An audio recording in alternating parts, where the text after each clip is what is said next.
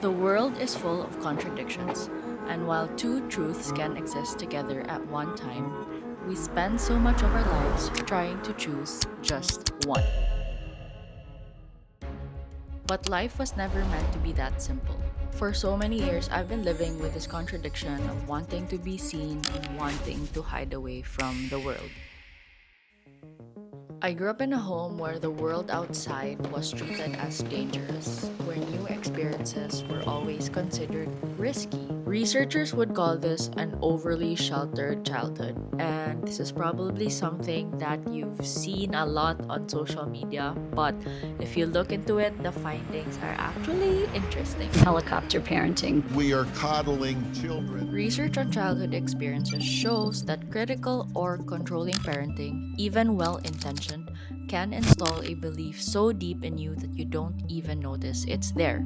And over time, it becomes less about the environment that you grew up in and more about what you're doing about the situation and the things that you continuously tell yourself. It quietly shapes the way you see your worth, your decisions, and even the standards you believe you have to meet before you feel good enough.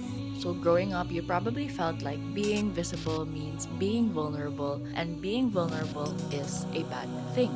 If people can see you, they can judge you, reject you, and find you lacking. So, you learn to stay small, stay hidden, and not take up too much space. Therapists would describe this as a protective mechanism that your younger self built to stay safe in an environment where being seen felt dangerous. And when you become an adult, that part of you is still running, still doing its job, even when the environment has completely changed. And it works. It keeps you safe, but it also keeps you from doing the things that you actually want to do. As an adult, the hardest part of growing up within these limits was that deep inside, I was desperate. I've always lived with this quiet war inside me, desperately wanting to create, but terrified of being seen doing it. That feeling of wanting to be seen and dreading it at the same time.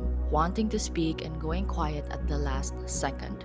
Wanting to show up, but then finding 100 reasons not to. And while I don't have the perfect explanation or the perfect answer, I'm just also someone like you who's figuring things out. But here's what I've come to understand, and I want you to sit with as well. The fear isn't really about them. It's not really about what the audience will think, or whether someone will judge your work, or whether you'll say something wrong. The fear that you feel is a leftover. It's a rule learned in a house you no longer live in, enforced by a version of you that does not exist anymore. That version of you did its job. She learned to anticipate rejection before it could happen, to stay small before someone else made her feel small. And for a while, that was exactly what she needed. But it's never too late to rewrite your story. So think about something that you've been putting off. Maybe it's a hobby that you wanted to try, or a creative project that you want to do, which I am very guilty of that. Oh my god. I've been buying clay, dry clay, which I haven't started. It's been there in my cabinet for months. And I've been wanting to really take seriously my junk journaling, which again, I feel like, I don't know, I'm just finding so many reasons not to start. Anyway, if you're watching this, thank you so much for watching. I appreciate you. If you've reached this point, comment Miffy, so I know that you reached the end of the video. So yeah, see you in the next one.